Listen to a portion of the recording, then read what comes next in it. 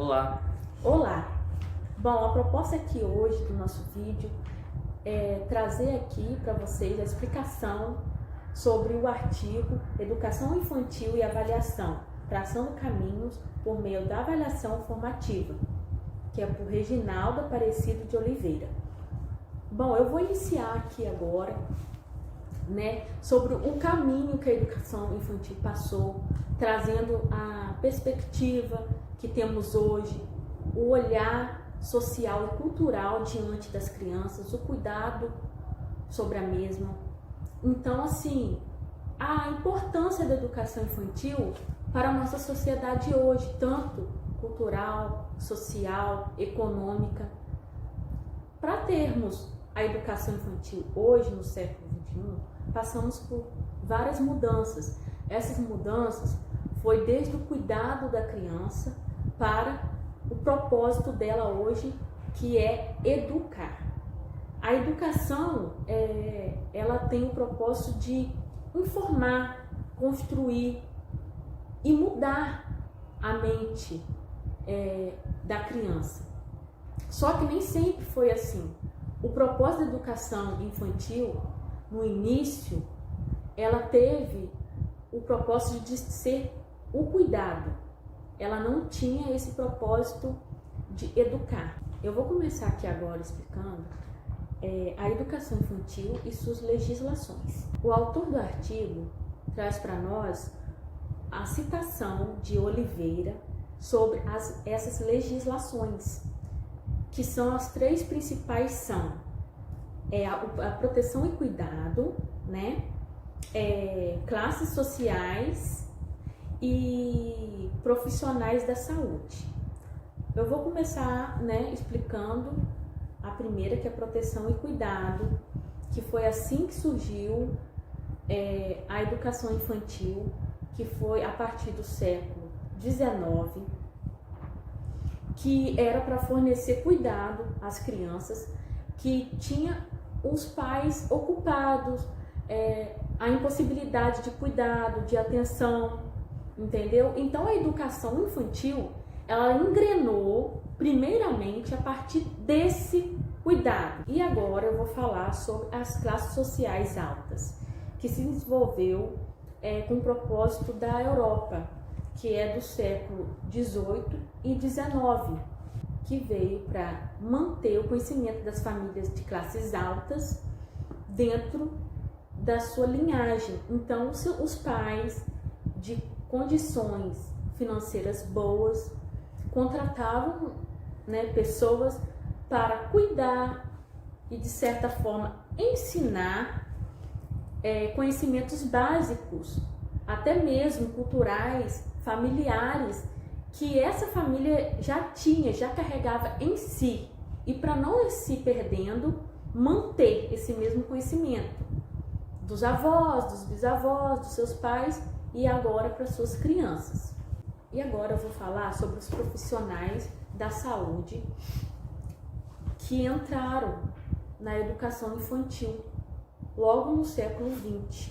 A entrada dos profissionais da saúde foi para combater a mortalidade infantil, que eles estavam percebendo que as crianças também tinham que ter esse cuidado, essa atenção vista de fora, no caso, no meio da saúde, para combater doenças. Uma coisa que impulsionou muito também a educação infantil foi a questão da classe social, a diferenciação no caso, porque as crianças com as famílias mais bem-sucedidas, elas tinham mais atenção, que fez muita diferença para a educação infantil chegar até o que temos hoje. Agora eu vou falar um pouco sobre a avaliação na educação infantil. No artigo que vemos, de Reginaldo, ele cita Lucchesi, não sei se é assim que diz, Lucchesi, não sei a pronúncia, mas ele cita que avaliar significa dar preço, dar valor, faz parte do nosso dia a dia. Ou seja, Nessa parte, o professor, ele tem que observar, ele tem que registrar toda atividade, toda dinâmica, e fornecer atividades atrativas, proporcionar um ambiente, um meio educativo significativo, para que assim o professor ele tenha liberdade, ele tenha a facilidade até de concluir a sua avaliação através dessas dinâmicas, dessas brincadeiras propostas, dessas avaliações, né? Porque uma criança na educação infantil até então, elas não têm uma prova específica, uma nota a ser tirada, né? Então o professor, ele deve avaliar essas crianças observando, concluindo entre as suas perguntas, entre as conclusões que as crianças tiram no meio das aulas. A partir daí, o que ela aprendeu, o que ainda falta ela aprender e o que o professor pode aplicar de forma dinâmica, de forma bem leve na vida desses alunos. E o professor também ele tem que concluir o quê? Cada criança ela vem de uma família específica, de uma cultura, ela já carrega em si, por mais que seja bem pouca, né, por ser novinhas e tal, mas ela já carrega em si muita informação.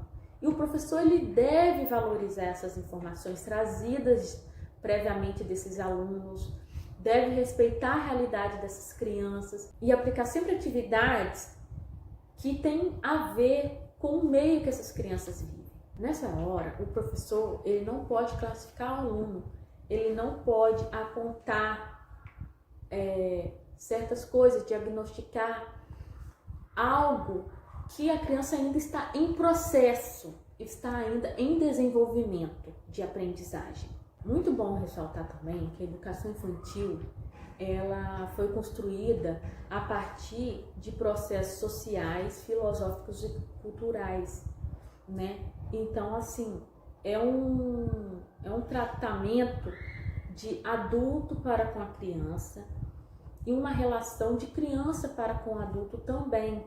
Então, ali é uma troca de saberes, querendo ou não, que existe, uma troca cultural, uma troca social, que traz como a criança vulnerável e o adulto já como uma assistência dada a essa criança, né? Hoje a educação infantil, a partir do momento que ela, né, pega essa criança como um ser cultural, um ser social, trata ela como um ser que é capaz de raciocinar, que tem direitos como todos, né? Ela tem um caráter formativo para desenvolver a aprendizagem da criança, construir o conhecimento de aprendizagem da criança, fazer com que ela raciocine, desenvolva sua capacidade mental, raciocínio lógico. Instituições foram criadas assegurando os direitos, como também traçando novas concepções de infância em todo o mundo. Plano Nacional da Educação, em 2001, Diretrizes Curriculares Nacionais para a Educação Infantil, em 1999 e 2009, Estatuto da Criança e do Adolescente de 1990, o conhecido ECA, Constituição Federal Brasileira de 1988, e tem outras mais que fazem a diferença hoje para a vida dessas crianças, trazendo elas como um ser cultural, social, que tem direitos. Vale a pena dar valor à educação infantil hoje na vida dessas crianças. A educação infantil teve vários processos que hoje se faz valer as leis na vida dessas crianças. Bom, diante do exposto até agora, porque nós não podemos falar sobre o objetivo, né, do artigo, que é a avaliação formativa, sem antes a gente dar um parecer de como que a educação, no caso a educação infantil, caminhou desde o início dela até agora, né? Então, a gente sabendo como que era no início, e da trajetória, das mudanças, a gente pode falar agora procurar entender um pouco mais esse assunto, né, de avaliação formativa. Bom, a avaliação formativa, ela deve ser aplicada ou é aplicada só na educação infantil? Não, em qualquer etapa da educação, inclusive graduação, né, ensino superior.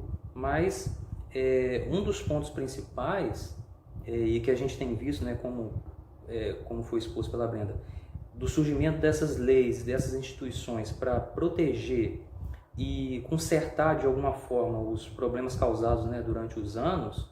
Então a gente vê que a educação infantil sempre foi muito bombardeada, né? A impressão que se tem é que você leva a criança para uma creche e até hoje tem a impressão de que ela vai para lá para receber os cuidados de babá, né? Então essas estruturas que foram surgindo, elas surgiram justamente para isso, para corrigir esses erros e dar o real teor da educação infantil, que não mais tem esse sentido de cuidar, né? Ainda permanece, é claro, mas junto com isso, de uma forma muito forte, a questão do educar. E a avaliação formativa, ela traz a forma correta de se educar e se avaliar essa criança.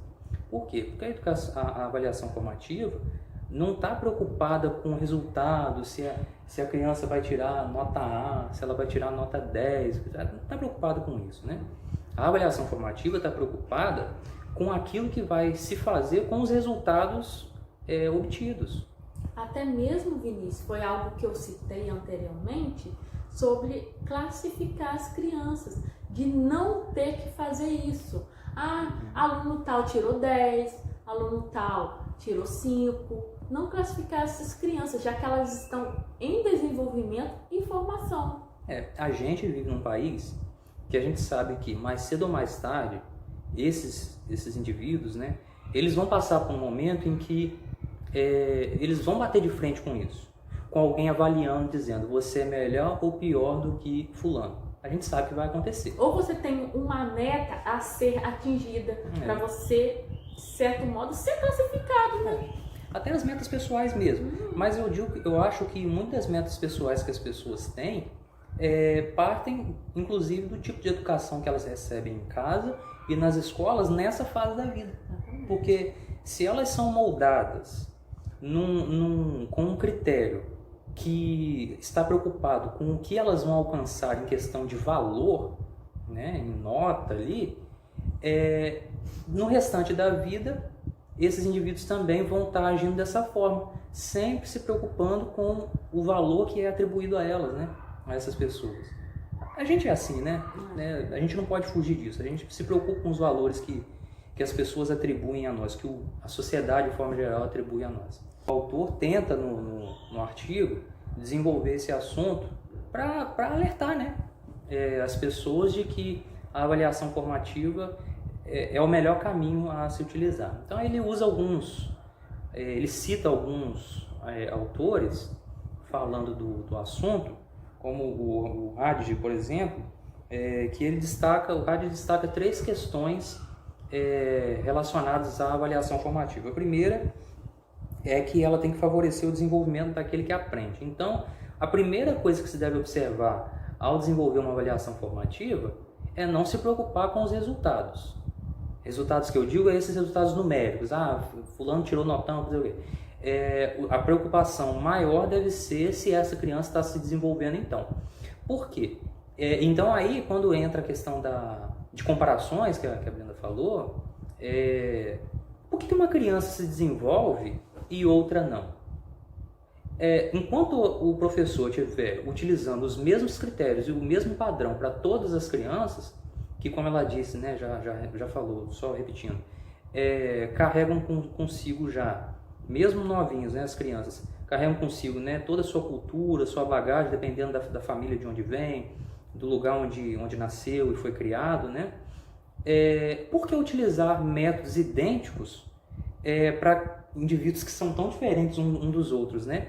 Então, nesse ponto que a avaliação formativa vai estar mais preocupada com o desenvolvimento em si da criança, quer seja o método utilizado, do que utilizar um padrão para avaliar e sondar qual é o nível de expertise daquela criança, né? Daquelas crianças no caso. Um segundo ponto que o Raj comenta é que a avaliação formativa ela tem um caráter informativo, ou seja, tanto os atores do processo educacional, né? Os professores e os alunos, eles passam a ser conhecedores das suas ações, os professores conhecendo o seu perfil pedagógico, né, a sua proposta pedagógica, conhecendo tudo isso, ele pode se movimentar de forma melhor, ele pode raciocinar de forma melhor e ter em mente com mais objetividade aquilo que ele quer aplicar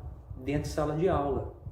E os alunos, com essa questão informativa da avaliação formativa, eles vão ter uma noção maior das dificuldades que eles têm dentro de sala de aula e podem até pensar o contrário, mas já nessa idade as crianças têm condições já de se autoavaliarem, né? Então, de acordo com o Raj, né? Elas têm condições de se autoavaliar e elas podem saber também qual o caminho, é claro, com o apoio do docente, qual o caminho que elas devem seguir. E tendo essa questão informativa, ou seja, cada um se conhece, aí surge uma terceira questão que Raj aponta na avaliação formativa, que é uma questão, um caráter corretivo dela, que aí todo mundo agora consegue corrigir aquilo que ficou faltando e buscar melhorias. A gente tem que deixar bem claro que nessa questão de avaliação formativa não existe... você não pode atribuir ao aluno os erros dele como uma falta grave, uma coisa que ele tem que pagar por aquilo, né? Ele vai ter que alcançar agora, correr atrás das faltas que ele cometeu, né? Os erros cometidos na visão da avaliação formativa servem para crescimento. Sim, até mesmo ressaltando também as qualidades desses alunos. Poxa, às vezes é uma criança que não sabe somar muito bem, mas, poxa, eu vou elogiar esse desenho que ela faz melhor, eu vou elogiar uma fala mais adequada que ela ressalta durante as aulas, tira a dúvida. Então, o professor ele deve estar atento a toda a qualidade do aluno. Verdade. E um outro autor que ele cita o Propan, não sei se é assim a pronúncia. O Propan diz que a avaliação formativa é um processo e não um teste específico, ou seja, a Brenda tinha falado isso já. Não adianta você querer avaliar os alunos de uma única forma e com um papel. Você quer ver um exemplo? E prova aquilo que eu falei no início, que a avaliação formativa deveria ser aplicada em todas as etapas da educação, inclusive no nível superior. Eu me recordo de uma prova realizada na nossa instituição, em que eram questões de VOF, né? E uma das questões continha uma data. E eu disse que essa questão era falsa e marquei uma questão como verdadeira, que falava de alguns acontecimentos que ocorreram dentro do período da Revolução Industrial, né? E quando eu marquei verdadeiro nessa questão e falsa na outra que continha uma data específica, a minha questão foi dada como errada. Por quê? Porque o professor queria que a questão que fosse marcada é aquela que estivesse exatamente de acordo com a apostila, né? Era um trecho da apostila exato e aquela data que ele botou ali era exatamente igual à apostila. Então eu errei a questão, não porque a questão que eu marquei estava errada, porque ela estava certa. No período da Revolução Industrial, tinha os acontecimentos que estavam no enunciado da questão. Mas, por uma questão de objetivo, o objetivo dele naquela prova era ver se a gente tinha decorado o assunto, eu acabei errando aquela questão. Se a avaliação nesse momento fosse formativa, a minha resposta teria sido considerada porque ela estava certa, né? Então, a avaliação formativa busca o desenvolvimento do aluno e não vai se preocupar com uma questão de nota, se acertou ou errou a questão. se atingiu aquela média necessária, porque cada um tem o seu tipo de conhecimento. Às vezes uma pessoa conhece mais de matemática, de química, e quem conhece mais de artes e não se dá bem em matemática, como que fica, né? Outra coisa que a gente tem que observar não importa qual atividade que foi proposta, o que importa é o que será feito com o resultado da atividade. Então, na avaliação formativa, você pode usar esse tipo de avaliação e aplicar uma prova formal, não tem problema. Dizer que estava fazendo avaliação formativa não quer dizer que você vai deixar agora de aplicar provas, que você só vai dar trabalhinho oral, não quer dizer isso. Você pode continuar com todos os métodos tradicionais de avaliação, só que o que você faz com o resultado obtido é o que vai fazer a diferença, é o que vai determinar se a avaliação é formativa ou não. E Hoffman, já no finalzinho lá do artigo, ele diz que os critérios utilizados devem ser pontos de partida e não ponto de chegada. Então, quando eu utilizo, por exemplo, uma prova tradicional e eu obtenho uma nota, essa nota deve ser utilizada pelo professor como um ponto de partida da avaliação do aluno e não como um ponto de chegada. Por exemplo, ele respondeu as questões, obteve essa nota, pronto, acabou. Essa aqui é a avaliação dele. Então, se o aluno tirou de 10 pontos numa prova, ele tirou 7, o outro tirou 5, o professor tem que utilizar essa nota agora como um ponto de partida, tolerando, né, mudanças, né, durante o percurso e fazendo as mudanças necessárias, entendeu? É o que Hoffman diz. De qualquer forma, o artigo mostra, né, acho que deu para a gente perceber que a avaliação formativa ela vai ao encontro das legislações, da proposta que as legislações brasileiras têm para a educação infantil, e o ideal seria que quanto mais profissionais o possível, né, pudessem aplicar esse tipo de avaliação nas escolas, né? E que a gestão escolar também esteja preocupada com isso, né? Porque se a gestão não quiser fazer dessa forma, os professores eles ficam meio amarrados também, não conseguem sair desse tradicional, né? É isso, né? Quer falar mais alguma coisa? Então, é isso a nossa explanação. Espero que tenha tirado algumas dúvidas.